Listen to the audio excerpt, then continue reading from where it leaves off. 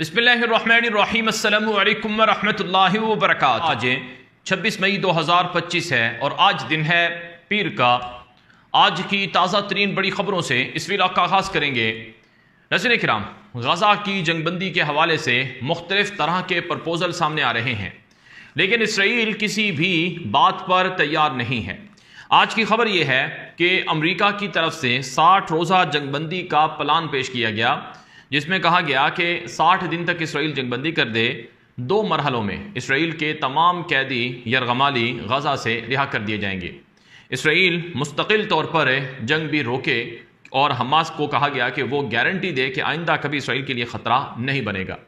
اب یہ پرپوزل تھا امریکہ کی طرف سے، جس کو اسرائیل کی طرف سے ریجیکٹ کیا جا چکا ہے۔ پھر ایک اور پرپوزل حماس کی طرف سے آیا، جس میں کہا کہ ہم 5 اسرائیلی یرغمالیوں کو رہا کر دیں گے، بدلے میں اسرائیل کم سے کم 40 دن کی جنگ بندی کر دے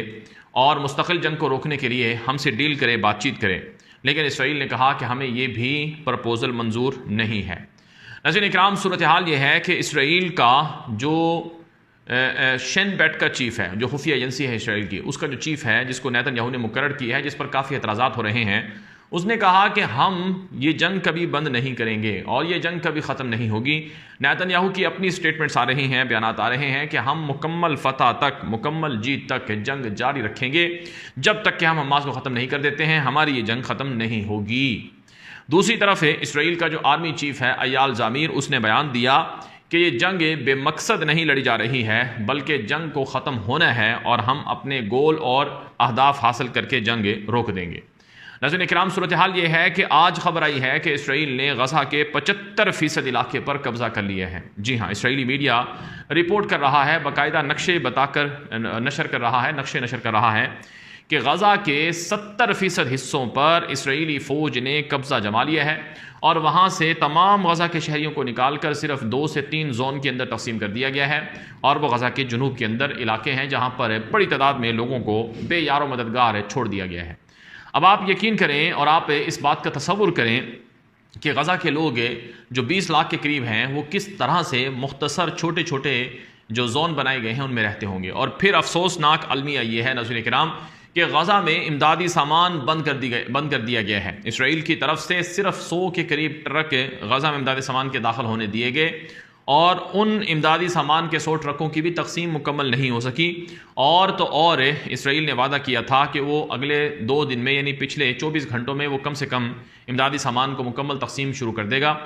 تو اس پر اسرائیل کی جو وعدہ خلافی تھی، اس پر غزہ میں جو انسانی حقوق کے اداروں سے وابستہ جو ملازمین تھے یا جو امدادی سامان تقسیم کرنے والے اداروں کے لوگ تھے، وہ استعفیٰ دینے پر مجبور ہو گئے ہیں، کیونکہ ان سے غزہ کی المیہ، غزہ کی جو انسانی صورتحال ہے وہ دیکھنے کو ان کے پاس اتنی قوت نہیں ہے کہ وہ یہ دیکھ سکیں۔ اب غزہ میں اسرائیل کی دن رات کارروائیاں چل رہی ہیں۔ ابھی ایسے خوفناک مناظر آ رہے ہیں۔ کل رات بھی اسرائیل نے بمباری کی، جس میں ٹینٹ اور خیمے جل گئے اور ایک چھوٹی سی معصوم بچی تھی جو جلے ہوئے خیموں کے قریب آگ سے بچنے کے لیے بھاگ رہی تھی۔ یہ مناظر بھی غزہ سے سامنے آئے ہیں، اور غزہ میں اسرائیلی فوج کے مختلف طرح کے حملوں میں بڑی تعداد میں جو عام لوگ ہیں وہ متاثر ہو رہے ہیں، جیسے کہ ایک خاتون ڈاکٹر تھی، ڈاکٹر علا النجار، جس کے 9 بچے اسرائیلی بمباری میں مار دیے گئے تھے۔ اب اس کا جو والد ہے وہ بہت سیریس کنڈیشن میں ہسپتال میں داخل ہے۔ تو یہ صورتحال غزہ کے اندر چل رہی ہے۔ غزہ میں امداد نہیں ہے، غزہ میں آٹا نہیں ہے، غزہ میں کھانے پینے کا کوئی سامان نہیں ہے، چاروں طرف سے اسرائیل کا محاصرہ ہے۔ اسرائیل نے غزہ کے اندر مکمل طور پر جو کنٹرول یا قبضہ ہے وہ کر لیا ہے، جیسا کہ خود اسرائیلی فوج اور میڈیا بتا رہا ہے کہ 75% علاقوں پر اسرائیلی فوج نے قبضہ جما لیا ہے۔ اب اسرائیل کی حمایت اور مدد امریکہ کی طرف سے بھرپور انداز میں کی جا رہی ہے۔ امریکہ کی جو ہوم لینڈ سیکورٹی کی جو سربراہ ہے، وہ خصوصی طور پر امریکہ سے اسرائیل پہنچی اور اسرائیل کے جو 2 سفارتکار واشنگٹن ڈی سی میں مار دیے گئے تھے، ان کے بارے میں مکمل بریفنگ دینے، اعتماد میں لینے اور تعزیت کرنے امریکہ سے ہوم لینڈ سیکورٹی آفیسر یا اس کی سربراہ جو ہے وہ پہنچی ہے۔ لیکن افسوس کا مقام یہ ہے کہ کسی مسلمان حکمران کو توفیق نہیں ہوئی کہ وہ غزہ کے اندر جو غزہ کے عام بچے ہیں، خواتین ہیں، بوڑھے ہیں جو متاثر ہو رہے ہیں، ان سے اظہار یکجہتی کے لیے غزہ اگر وہ نہیں آ سکتے تو کم سے کم مصر کے بارڈر تک مصر اور غزہ کے بارڈر تک ہی آ جاتے اور وہاں سے وہ اظہار یکجہتی کرتے۔ نہ سعودی عرب کا بادشاہ محمد بن سلمان آیا ہے، نہ ہی قطر کا بادشاہ تمیم بن حمد ثانی آیا ہے، نہ ہی UAE کا بادشاہ محمد بن زائد النہیان آیا ہے، اور نہ ہی سلطنت عمان کا بادشاہ آیا ہے، نہ ہی کویت اور بحرین کے بادشاہ آئے ہیں، نہ ہی مصر کا صدر ڈکٹیٹر سیسی آیا ہے جس کا بالکل بارڈر بھی جڑا ہوا ہے غزہ کے ساتھ، اور نہ ہی اردن کا نام نہاد مصنوعی والی جو ہے القدس کا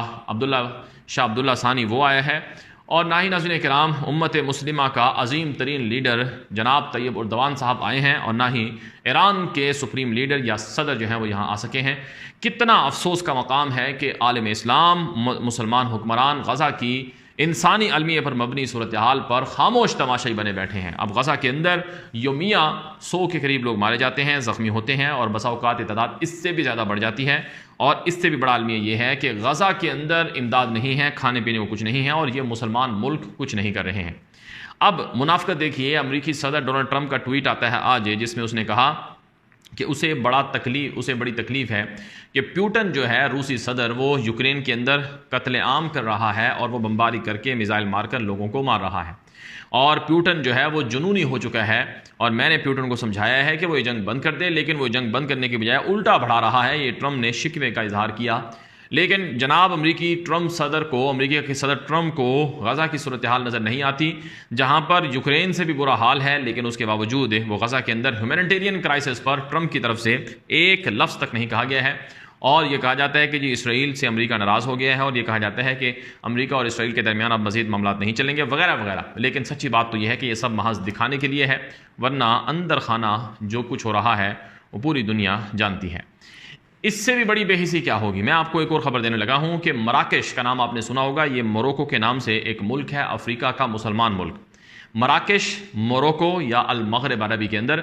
یہ وہ ملک ہے جہاں پر مسلمانوں کی بڑی اکثریت ہے، لیکن وہاں کی حکومت نے اسرائیل کے ساتھ دوستی لگائی، تعلقات قائم کیے ابراہیمی معاہدے کے تحت، اور اب اسرائیلی فوجیں مراکش جیسے ملک میں جا کر مراکش کی فوج کے ساتھ مل کر جنگی مشقیں کرتی ہیں، اور مصر جیسا ملک بھی اپنی فوجیں مراکش بھیجتا ہے، تو 3 ملکوں کے بھی جنگی مشقیں ہوتی ہیں، جن میں ایک اسرائیل ہے، دوسرا مراکش ہے، اور تیسرا مصر ہے۔ اور حیران کن طور پر ان کے بیچ جو جنگی مشقیں ہوتی ہیں وہ سرنگوں کو تباہ کرنے اور ان سے لڑنے کے لیے ہوتی ہیں۔ مصر کی طرف سے بتایا گیا کہ ہمارے پاس سرنگوں کو پکڑنے اور ان کو تباہ کرنے کا تجربہ ہے، اور اس سے بھی بڑھ کر ناظرین کرام جو ایک اور منظر تھا وہ یہ تھا کہ جو مغرب یعنی مراکش کی جو حکومت یا فوج ہے انہوں نے زمین کے نیچے سرنگیں بنائی اور یہ ظاہر کیا کہ گویا یہ حماس کی سرنگیں ہیں، اور پھر ان کو تباہ کرنے کی مشقیں کی گئی۔ اب آپ دیکھیں کہ ایک طرف غزہ کے اندر انسانی المیہ ہے، غزہ میں بدترین قسم کا انسانی بحران ہے، لیکن دوسری طرف اسرائیل کی جو کارروائیاں ہیں یا اسرائیل کے ساتھ جو مل کر جنگی مشقیں ہیں وہ مصر کر رہا ہے، مراکش کر رہا ہے۔ اس لیے کہا جا رہا ہے کہ یہ جو آپ کو بیانات سامنے آتے ہیں مسلمان ملکوں کی طرف سے، یہ محض عوام کو ٹھنڈا کرنے کے لیے بیانات ہیں، یہ عوام کو بیوقوف بنانے کے لیے بیانات ہیں، ورنہ پس پردہ یہ سب ایک ہو چکے ہیں، پس پردہ یہ انسانی المیہ پر خاموش ہے۔ اب آج فرانس کے اندر بڑا احتجاج ہوا ہے، یورپ کے کئی ملکوں میں احتجاج ہوا ہے، ویکینڈ پر احتجاج ہوا ہے اسرائیل کے اندر بھی کہ بھائی یہ جگہ غزہ کی جنگ کو بند کرو۔ کیوں نیتن یاہو تلا ہوا ہے کہ وہ یہ جنگ جاری رکھے اور اس کی وجہ سے اسرائیلی شہریوں کو نقصان ہو۔ بہرحال ناظرین اکرام، غزہ کی یہ جو صورتحال چل رہی ہے اس کا ذمہ دار یقیناً